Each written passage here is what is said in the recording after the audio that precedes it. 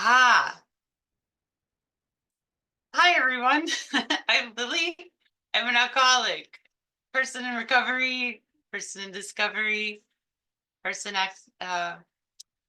working and active in their well-being. These are all like wonderful things that I've heard along the way when I first started in these rooms 3 years of this last October. I did not want to call myself an alcoholic. I did not want to be here. And I just want to say just a shout out to all of the newcomers, how brave you are to be here today. I didn't realize that at the time. I just knew I had to be somewhere or do something different. And so thank you for letting me share my journey with you tonight. I actually, so for those of you who may have heard my story already, I spoke at Tusnua, and I took a philosophy perspective because I'm really into it. Philosophy is something that's helped me in my recovery. But what's also helped me in my recovery is discovering and learning about my own traumas, my mental health, and the alcoholism, the addiction that comes with it. Um, and so I'm a big proponent of it. It's a huge piece of my life. So hopefully this will all make sense. And I've I'm going to allow myself to be myself and just go with it tonight. So hopefully for those of you who heard my story, this may be a different take. Um, but yeah, I actually, so I growing up, and I'm starting early because this is about the boulders we carry. And by the way, I love the AA quotes from the big book that you have in the meeting, especially that liquor's but a symptom, but really getting to the cause and the conditions behind it, because that is so true, or at least it is so true for me. And for me to understand what I needed to turn my life around, I also needed to understand myself and where I came from. And so, just in brief, because this has so much to do with my journey, like I actually grew up with two parents, and I'm the oldest of four, and we live in the house with the church, and we're singing, and from the outside, and dad goes to soccer practice, and from the outside we looked really like that family that everything's okay. But in the inside it was really not okay. Fighting between parents, a lot of the usual suspect stuff. St- my life began in Brazil until I was 6, or at least the early years. And there it was more carefree, although some not okay things happened to my siblings and I. But when we moved to the United States, and this was from other adults, but just, check mark, Boulder, things happening there. And we moved to the United States, and I had to adjust to a new culture. Um, all of a sudden, so growing up, I grew up in the Mormon church as well. Like, and so, and my mom came from poverty in Brazil. My dad came from like affluent family. So when we moved to the United States, it was like all of a sudden we carefree was bad, and it was good versus bad, and manners, and knowing where your forks are, and the clothes you wear, and you had to obey and fold your arms at church, and prayers are good, and practice being a mommy, because women get to be mommies. We're so lucky in the church. And for a moment it was like I was in it. That made sense. I was like, okay, I'm so lucky I get to be a mommy. And then getting into teen years, along with, again, more fighting in the house. Adults that were supposed to be safe were not safe to my family, to my friends. The world started looking really dark, and society and the church was telling me that everything about me was wrong. um so my body wasn't right. I wasn't man, I couldn't have I couldn't be like the old men that sit in front of the church that have told everybody what to do. I had to obey them. I was supposed to have babies. My body was supposed to be skinny. For most of my life, I've been about 25 uh, uh, pounds heavier. I'm 5'10". I'm like aware of my space every day walking down the hallway. Bullying's, um, sex was bad. You're supposed to like boys. Girls are bad, like, but don't like boys too much. You have to perform 100%. And in this picture of a home that was, supposedly okay, um, I wake up at, 4 in the morning, and I know this is like, this is what we call the little T traumas. It's the little things that pervasive every day, even though it's not these huge, like horrible things that have happened to many of us here. It was this pervasive everyday, you're not good enough. My dad is a narcissist that is in the guise of saving the world. My mom is a Mormon who's worried about everything and nothing was ever right. And so it couldn't be. And so all these messages, depression was the monster I got to know really well in high school. And I carved an upside down cross on my left ankle when I needed relief. I woke up in the morning at 4 a.m. to do my paperwork because that's the only way I could get money. And then I would, get ready for church class, and then I get ready for, and then go to early morning dress rehearsal, and then go to school all day, and then walk in the halls and be awkward and feel awkward and not in place. And it was just like looking around and seeing people hurt and bullies, and you carrying this and you're going home. And then you have like, but soccer practice, it's like, yay. But or lessons, and then you have church activities, and from 13 to 16, that was my life. I hated it. I was so alone. And I'm particularly sharing this today because this is actually a recent uh, discovery that I've been able to make in my own therapy work recently about these teen years that had been overlooked because, it was just what I did every day. Um, I had no time for sleep. I had no time for play for myself as I was grounded. So I so to start like fast forwarding a little bit, like these are these big boulders now, right? I'm not good enough. I'm trapped. I can't trust myself or my body. And just depression. Um, the days that I did have extra time, I would just cry in my room. So at the end of high school, I was able to go to Brazil. I was able to escape. I went on an exchange program and I said, fuck this. I met a skater boy and we were having sex. And I'm like, this church stuff is stupid. And my parents are not stupid. If this church stuff is no, no, no, no, no, no, no. My parents are trying to be very controlling, but I got to start rebelling against the church. I got to start rebelling against my parents. I came back home, told my parents I was like almost 18. I'm going to marry the skater boy boyfriend. I went back to Brazil, big FU, got excommunicated from the Mormon church. And this was the time where I started pushing, right? And I'm like, oh, this pushing feels good. I don't have to do all these things. Brazil didn't work as just the economy, and so we escaped Brazil to come back to the U.S. And that's where I got to try out. So, Mormon religion, I wasn't allowed to drink. We didn't even like caffeine was like, oh.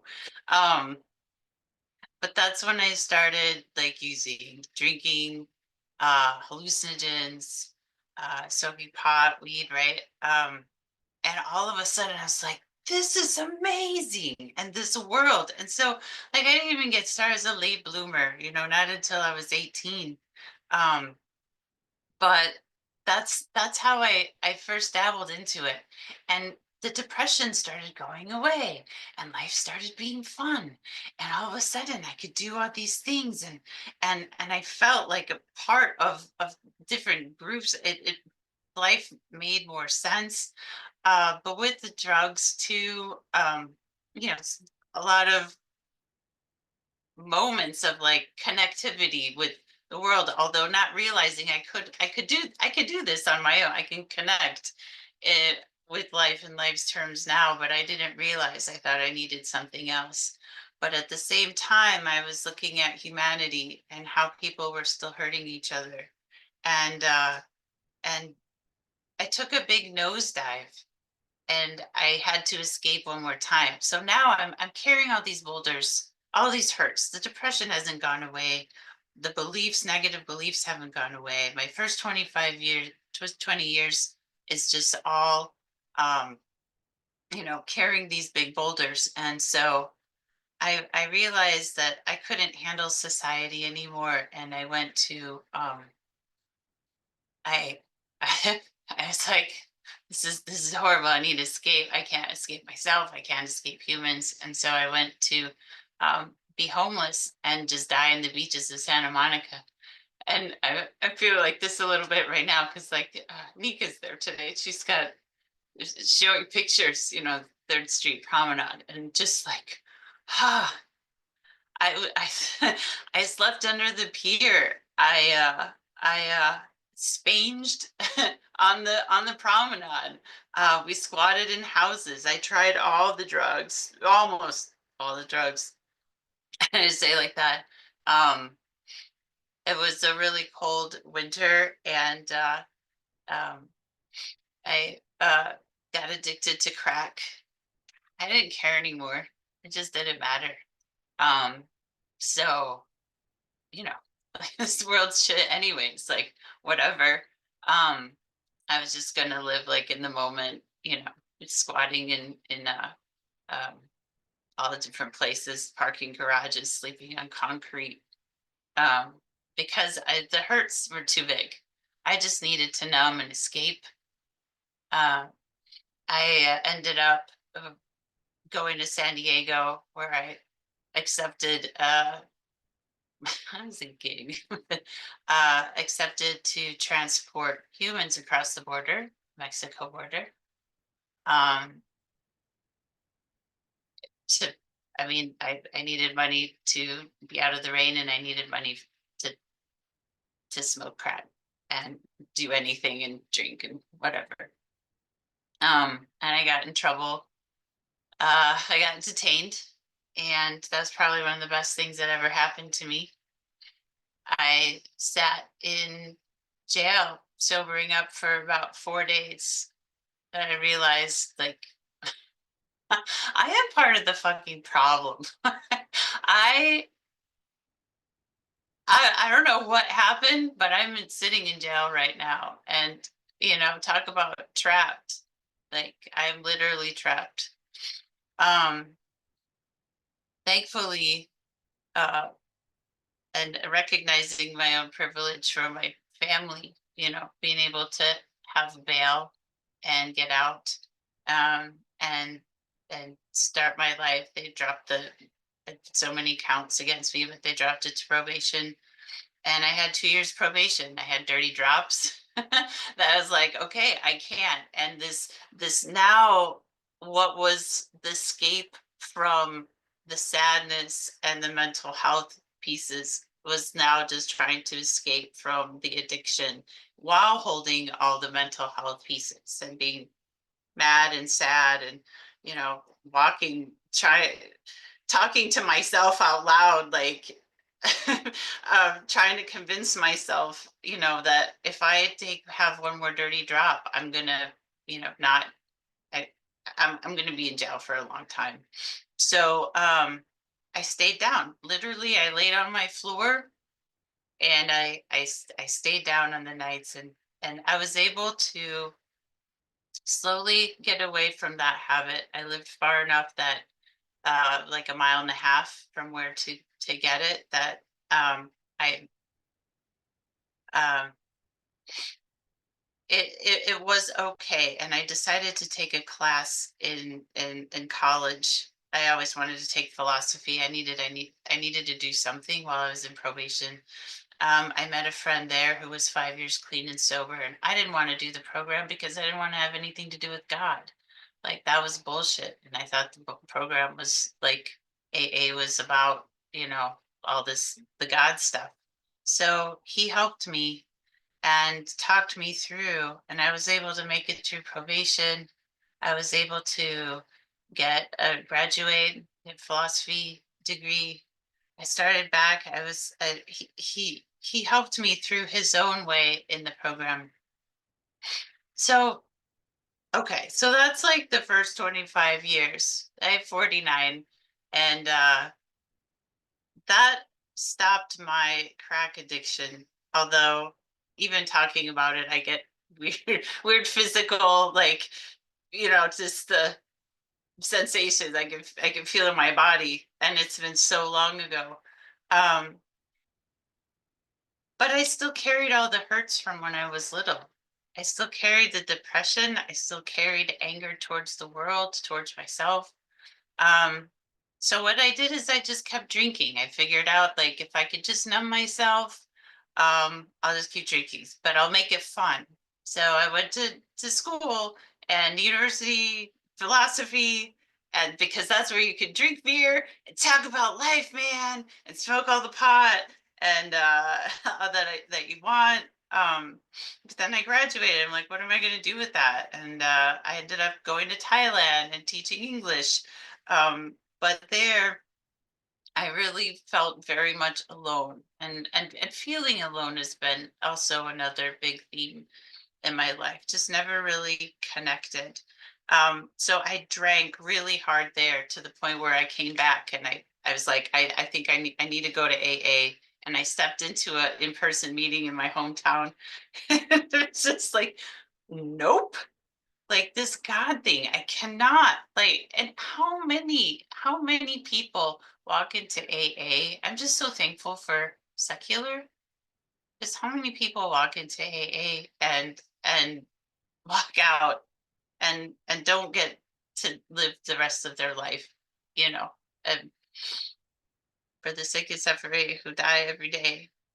Um, but I still managed to rationalize that it wasn't, like, okay, you know what, if I just, it's not the alcohol, it's really if I just like take an Uber. Oh, if I just drink, if I start drinking at 11, then I can get through to the, when the bars close, and then I don't have to drink excess. I had the philosophy work hard, play hard. It was, like this thing that I could manage. I had second shift where, I could get off of work and start drinking right away and then can sleep in and then push the brakes and detox on Sunday night, and however that worked out. And it's still what isn't working. And I was just losing myself more and more. And my sister invited me. She worked in a rehab for teens, and she said, Lily, maybe you want to look into social work. She did. So I was the hippie and she was the gangster. And I was crack and she was meth. And she's younger than me, but like she, figured it out sooner than me. And she's like, check out some social work. I said, okay.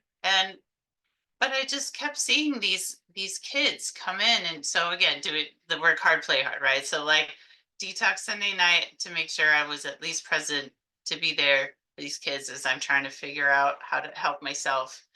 And but it's the same situation. They're carrying the big boulders and their big hurts, and they go in and it's like, yes, we can do it.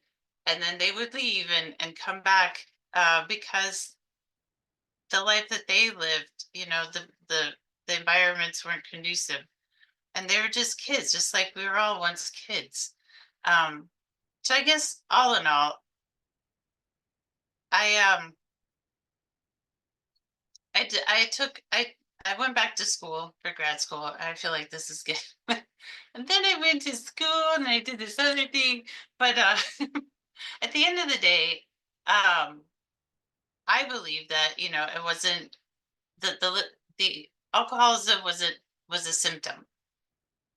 And so I went back and I learned about trauma. Um, I learned that instead of what's wrong with me, it's what's happened to me. I learned that I had been carrying boulders my whole life. I didn't realize. Um, I learned ways that people can heal, and so I I tried that. So I learned about EMDR, eye movement desensitization reprocessing therapy, um,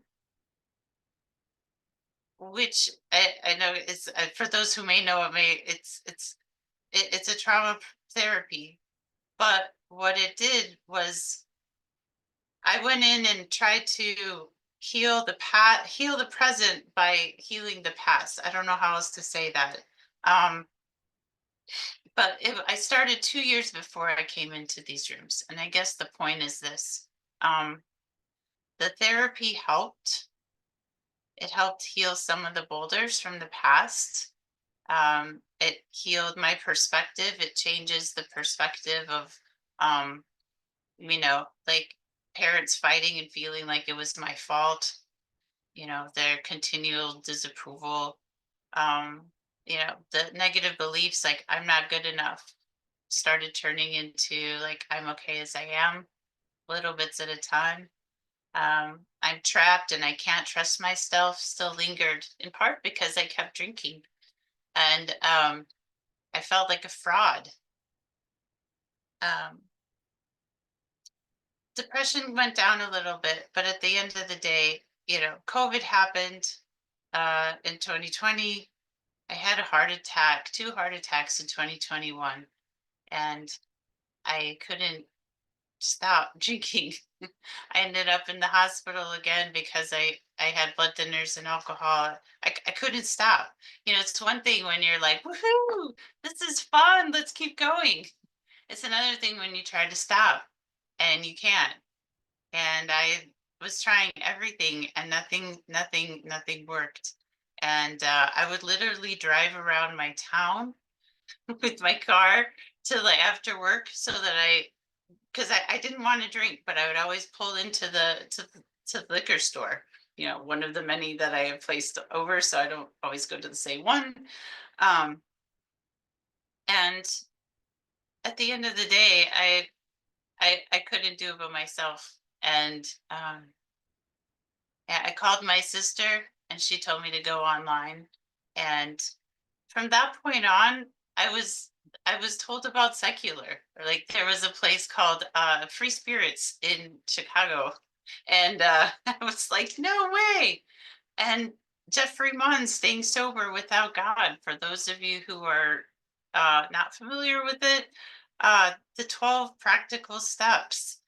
And like, so I'm now releasing these boulders and these hurts from my past with therapy. But it wasn't until I was able to like come into these rooms. I had like 28 years of active drinking, along with other things. And my brain had already like that's the go-to, but that's still the go-to if I'm not careful. I always tell myself if I've had 28 years of active drinking, I probably need at least 28 years of like active recovery. But what's happened is I've been once I accepted and let it go that I just can't drink, there was space for things that I really wanted to do in my life. When I let go of the resentments and the fears and the harms, I had more space. And when I stopped drinking, I wasn't continually fucking up. And I was able to actually feel like I can trust myself and that I wasn't trapping myself. Like at this point, I was doing it to me. Um, and so with all of that, I I feel like really cheesy, but like I didn't want to be here, like I said in the beginning. But I just showed up and I didn't want to do the 90 and 90, but it just happened that I was like close. I was like, okay, maybe. I didn't want to do the steps, but I did. And I love my sober life. I um I have found like Jeffrey Munn step 2 to me was putting back all the things that I've ever wanted to do. And you know, not drinking, by the way, like $200, I did the math, $200 a week, right? Average, maybe give or take a little bit, times 50 weeks a year, it's 10 fucking $1,000. Like, no wonder I didn't own anything like during my whole drinking career. But like being able to like shift in that perspective and do things and move and not have to run away. I surf now. I paint. I have connections with my friends. My home group is a secular meditation meeting. I love my fucking sober life. And I I never ever ever thought that that would be possible when I first started. And so I feel a little rambly tonight, and maybe it's 'cause I took a nap before. It's like Eastern time zone. Like I actually am a bit a night person, but I've learned to love the mornings. And I thought, like, okay, I don't know who does mornings except for people who are like still drinking, like myself in the past. Um, but I do. I write in my morning pages, and I'm still wearing my work clothes. I took a nap before this. This is my work clothes, and I'm learning how to help others, and being part of service is so important, and I feel connected. Um, and I guess one thing that I really wanted to say is that I feel like we're all superheroes here. Like when we carry these big boulders, because we don't just drink the way we do it for no reason, but we carry all these big, big things, whatever they are from our past. Everyone has their own story. And as we like let them go with recovery or let them go with therapy and realize that we can be like I feel like I can be my authentic self now. I don't need other people to tell me, you know, like sure it's meaningful to me to have connection, but in the way that like I get to be myself and do my best. But at the end of the day, I'm just very thankful. I'm also very very scattered brain, and that's part of me too, and that's okay. But yeah, I thought I had oh yeah, being superheroes. I guess I just wanted to say like, like it when you're working out, or if you're carrying a heavy load for a long time, you build those muscles. And when we get to let go, we keep these muscles that we've had. And it's like it's funny. I think of like people that, like one day a partner or something like that. And it's just like I would I want to be with those in recovery. I want to be with those who have been through the shit and have gone, you know what?